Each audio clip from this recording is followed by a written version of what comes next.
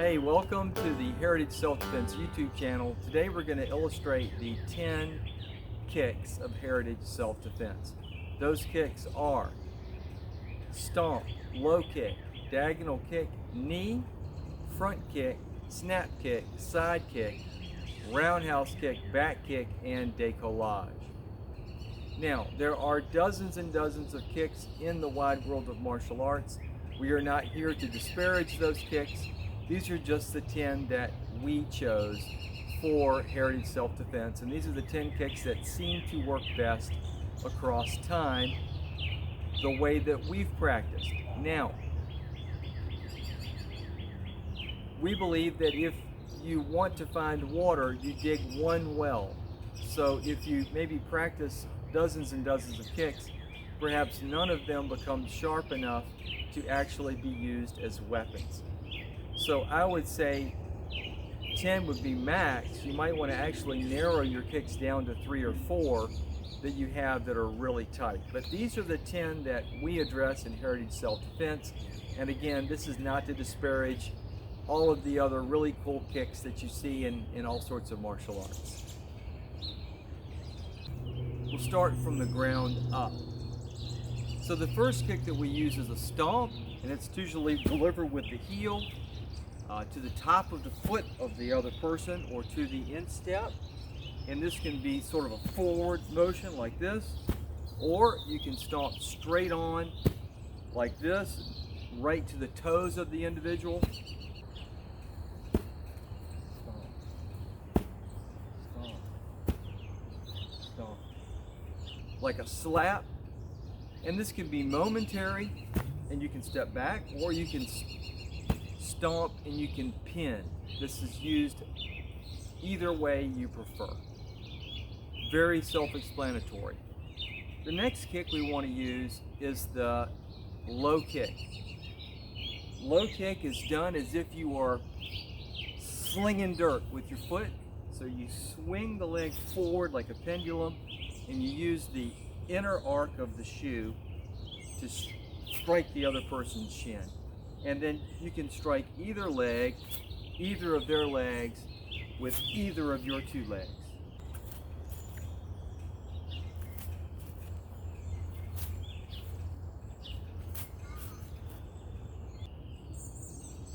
You want to hit low on the shin, and you can use it also to not just strike, but also to sweep and push. So if someone's in this position and you hit here, then it has a tendency to push their leg out. So use that kick low, like this, like that. Now, the next kick is diagonal kick. So we've talked about this one quite a bit. I've got other videos on diagonal kick, but diagonal kick is typically striking with the heel. So when you come forward, you can strike to the thigh, to the knee, to the shin, and you can use that to what's called bark. So you can use it to percussively strike with the heel of your foot against the shin or against the leg. Bang. Or you can use it to push as more of a shoving type maneuver against the hips to get a collapse. So you can shove here,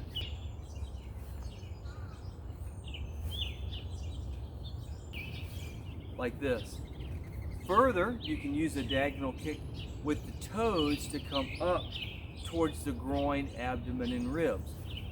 If you're flexible enough, then you can actually come to the face if you desire. Next, your knee. Now, a knee is not a shove. So we don't shove with the knee, we percussively strike with the knee. And so we want to make sure we get that kick up to the target and then get your foot back to the ground.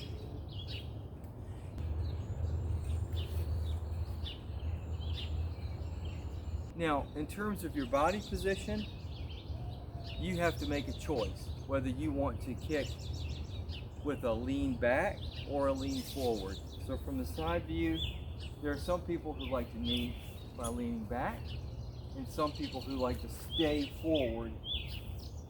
So your mileage may vary, whatever you prefer, whatever works for you. The next kick is going to be the push kick, or the front kick rather. And so for front kick, you're going to it's more of a shove. Now it can be a strike if you do it percussively. You can hit the chest if you kick high enough, or to the abdomen. But you know, this is made famous and called, I guess, the Sparta Kick. But you want to step, and you can either keep your position or you can push through the target, whatever you prefer. And you can use, again, either leg you prefer.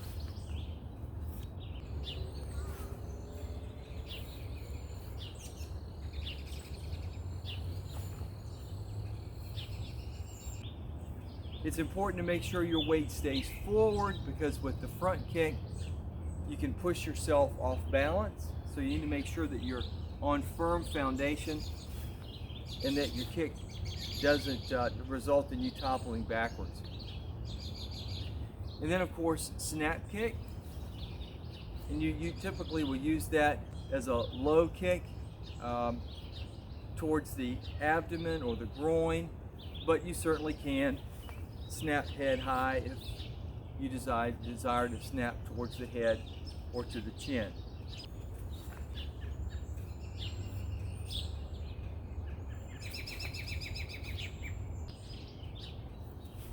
Either foot works for snap. And then side kick. Now with side kick, when you're in your good stance, this puts your rear leg much further around the turn. So it puts your rear leg side kick in play. So when you do your side kick, you're going to turn and then deliver the heel to the target.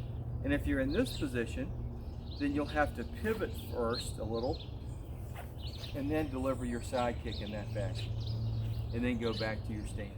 To do your lead leg side kick, you're going to have to turn and then push your heel out to the target. With your rear leg, you're already primed and you can kick.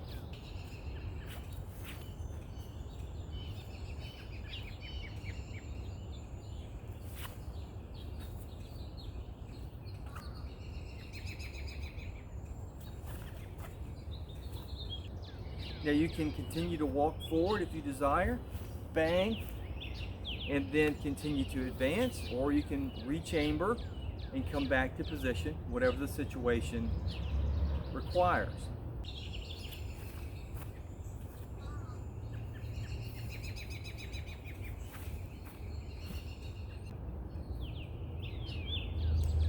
So again, you don't have to really chamber if you don't want to. Again, use it in sparring and get accustomed to what you think works for you. Many stylists believe that you need to really chamber that kick first. Some do not. Again, use it, develop it, and make it your own. After side kick, then of course, roundhouse kick. So roundhouse kick, you're going to strike with whatever striking surface you prefer. The toe, the instep, or the laces of the shoe, or even the shin if you desire. And then for this, when you're in position, you're going to turn and then kick. Now you can kick, again, you can return to pose, or if you desire, you can kick and you can set down and you can continue to advance.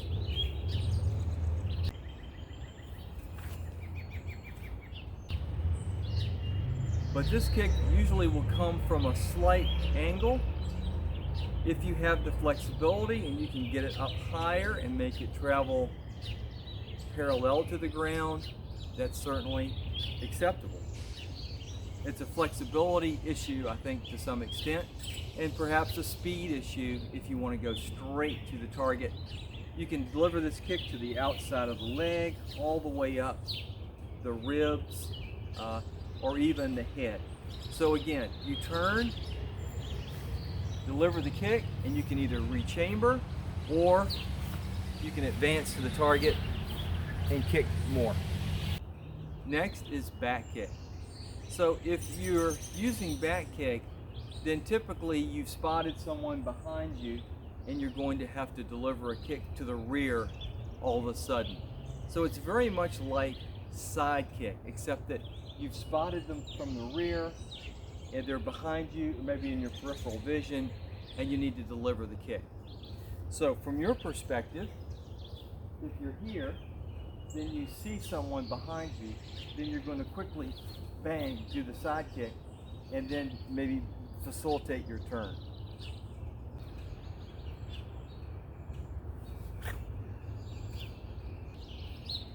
Now, if you're going to do a back kick, in this direction with this foot, you can't do a 270-degree turn to get this kick into play. So you're going to have to start with a short step. And typically you'd make a short step here, you'd begin your turn, and then you would make your kick. Bang. So again, from here, if you're going to back kick to someone in front of you, then you're going to have to make a short step first, make your kick, and complete. Then get quickly back into your stance. Now we'll call this a 10th kick, and that's décollage. Now, every kid's made a collage. Many artists have made a collage. A collage is when you stick pictures down on a canvas and then maybe you put some clear varnish lacquer or something on top to make a picture, right? So when you décollage, then you come unstuck. You rip off as opposed to stick on. So to décollage, then you make a hop. So a décollage is here, and then maybe your side kick. Or from this position, you come unstuck to here, and then you kick. So to décollage is to unstick, and it's just a fancy word for a short hop, I guess. But you can adjust distance with décollage. So let's say that the opponent is too close, you don't want to grapple, you don't want to be in grappling range, so you want to hop outside, increase the distance, and make your kick. Or perhaps you want to increase the distance, so you can hop to here and then make your attack that moves you sort of at an angle but a little closer. So the décollage is a way to adjust distance and become unstuck.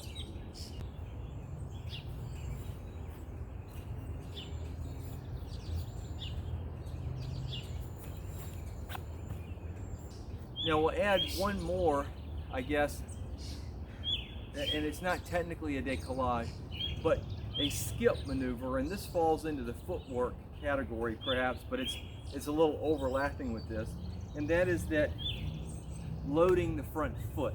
So if you load the front foot, then you can get a little skip. And from there you can do a skip snap, a skip diagonal, maybe a variation of a skip and then a front kick. But you do that by loading. So I'll show you this. So many people really struggle with this, but you will load the front foot and then you hop and kick with the same foot. So you get in this position, you're in your stance, you load the front foot, and then you make your skipping attack. So again, there are a plethora of kicks in martial arts, probably dozens and dozens, but those are what we would call the 10 essential kicks of heritage self-defense. I hope you enjoyed the video, and the reason I made this video, by the way, is because it's going to be linked to in the Heritage Self-Defense training manual, which will be coming out soon. So stay tuned for that. And that book's going to be really unique because we're going to have dozens of embedded videos in that ebook so that you can get the book. And so the book is not going to be just a book. It's actually going to be a book plus dozens and dozens of links to important videos organized in book fashion. So anyway, thanks for watching. Take care.